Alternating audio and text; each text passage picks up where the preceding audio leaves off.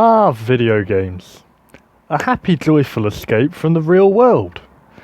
You know, you get all the time to spend doing what you want to do.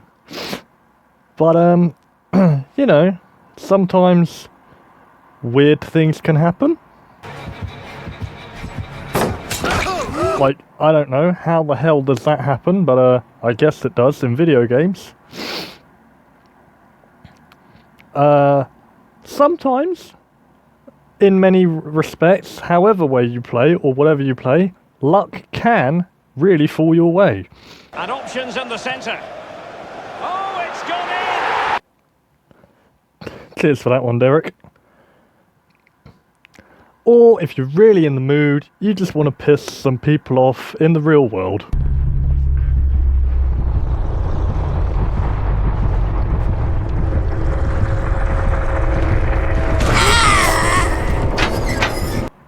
Oh boy, what a win. But what if things were different? And we're going to take a look at the top 6 disastrous bugs and glitches in the video game world.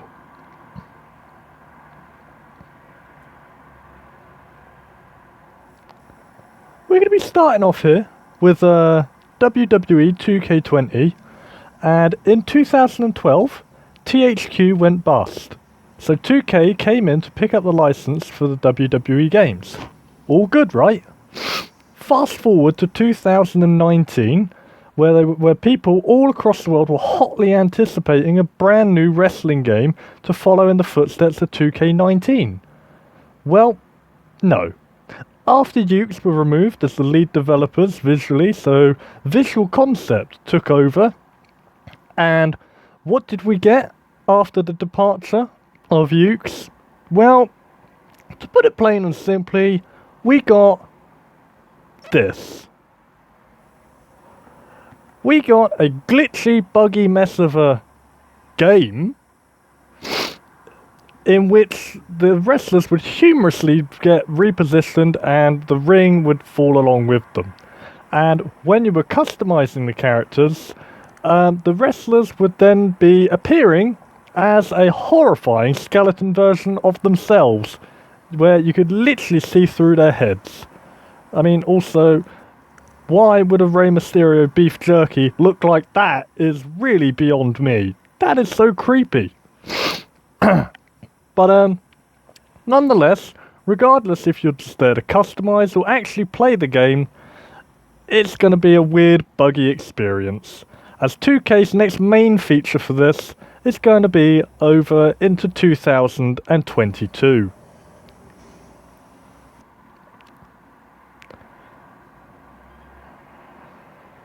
Now, don't get me wrong, Friday the 13th is okay, but it could never hold a candle to the likes of Dead by Daylight, surely. I mean, it works the same way, but there are more glitches. One of them being the Friday the 13th hover glitch. It's like Dead by Daylight, Friday the 13th, and the goal as a counsellor is to survive against Mr. Jason Voorhees himself over a course of different maps, and you have various ranges of counsellors and different Jasons to play as. But except there's a glitch which really takes the whole horror aspect out of the game, and that glitch is the hover glitch. In fact, it takes the unit of scare out of the game so much, sometimes, if you're lucky, you don't even get hit. Like, you could just float around willingly to do whatever you want, and you won't sustain any damage. But however, if you do sustain any damage, you could just return to the glitch spot and do the exact same thing again. So, realistically, for a horror game, you're just taking the element of scare out by finding a hover glitch, where you're basically looking like Tony Hawk with an invisible skateboard. How fun would that be to see in the movies? I don't know, but this glitch really puts off the game, and it really annoys whoever is playing as Jason. I mean, I would be if I saw a floating counsellor around.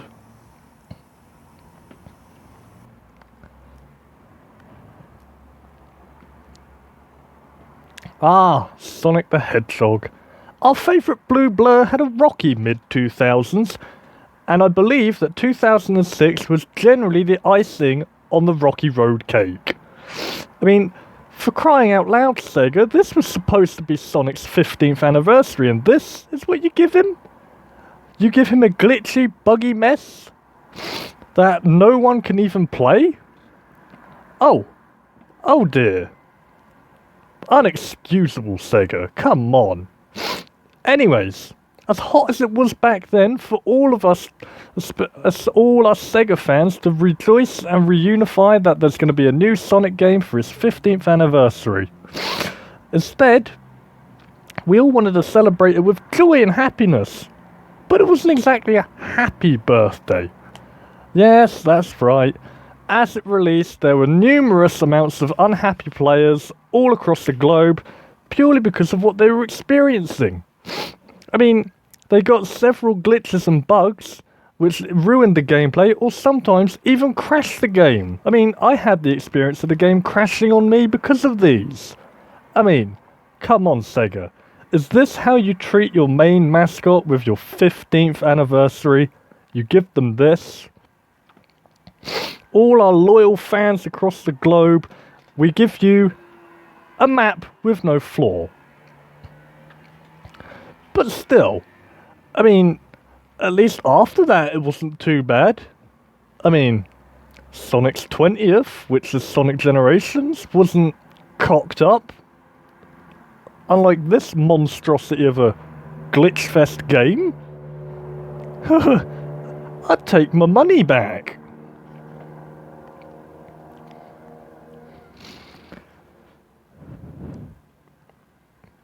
Ah yes, 1999. What did it give us? Well, it gave us the first ever Kia Rio to be built. It gave Manchester United their 12th English football title. And it brought us Superman. That's right, Superman 64, to be precise. Now, we all know how annoying this game can be, where you have to fly around through the rings with little to no warning about that. But we also get horrific bugs and glitches, as you can see now. As one of the levels, we just walk in across the floor and we straight away fall through it with no way to get out.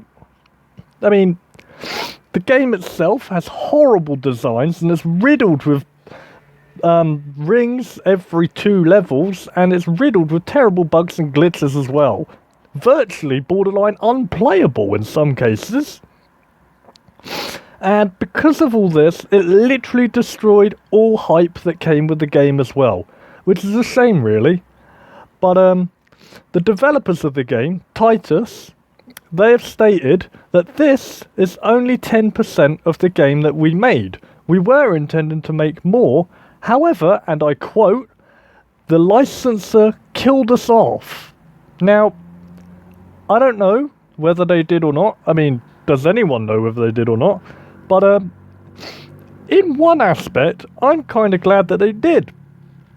Because one, we won't have to deal with falling through floors anymore and getting stuck forever in the endless abyss of blackness.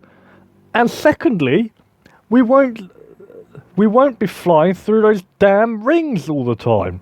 So, you know, maybe cancelling this project was the best thing for it. I don't know, I'll leave that one up to you.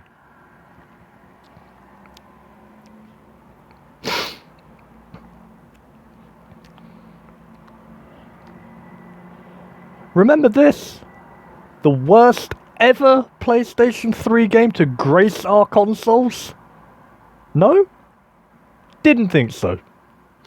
So, Ride to Hell Retribution was announced in early 2008, and it was supposed to be like a GTA version game, but it was set in the 1960s. I mean, sure, that sounds cool, like who wouldn't want to play a 1960s style GTA? Released in 2013, 5 years later during the development phases, which roughly takes Rockstar the same amount of time to release the GTA, instead we get, quite frankly, a shit show. With broken gameplay and broken controls, horrible mechanics, game-destroying bugs, and a negative portrayal on women, as you have to restart your game several times just to get an actual play of it. But it's just horrible, this game. I mean, I could go on and on if you want me to. I could easily make a separate video about Ride to Hell Retribution. Leave that down below if you want me to. But it's just horrible. In every single aspect, it's not even playable. And I mean, Ben Croshaw ranked his top 5 worst games, and he didn't even put this in his 5 worst games because he said it's not a game, just a mess. Spot on, Ben. Of course, we're going to end here with big rigs over the road racing. And again, just like Road to Hell Retribution, it's virtually the whole game that's the problem here. I mean, the story behind this one has been told several times, but I've found some information which I don't know if many people know about it. So, we're going to run with it because it's the only information that I've found. Otherwise, there'd be no story to tell. Now, the story for this horrific monstrosity is that they released it in 2003 in early alpha stages. Yes, you heard me right. Alpha stages. The game was nowhere near prepared, but they released it anyway. And there's no collision detection, so you could just drive through whatever. It wouldn't affect you at all. You can drive up and down hills, and again, it would not affect your speed. There are AI, but they don't do anything. They're just idle bots, so it's virtually impossible to lose. I mean, the only way you could lose is quit and save yourself several hours of your life. It's just a horrific game, which isn't really a game because it's only in alpha stages, really. So it's still a testing game, really. And bizarrely of all, it's the reversing speed that's weird. Why is the reversing speed, I hear you are, so weird? Well, when you're reversing, the top speed is a staggering 1.23 times 10 to the power of 37, which is equivalent to so many light years. Even Jeremy Clarkson himself would say that's too much power, you don't need it. But enough on Jeremy Clarkson, but we all know that's what he would say. And just to really cream the icing on this very, very horrific cake, which is probably stale as a rock, you get with the splash screen at the end of a race, your winner. That's right, your winner. Well, I hope you enjoyed this list. If you did, like and then comment and subscribe as well down below for more videos. See you then.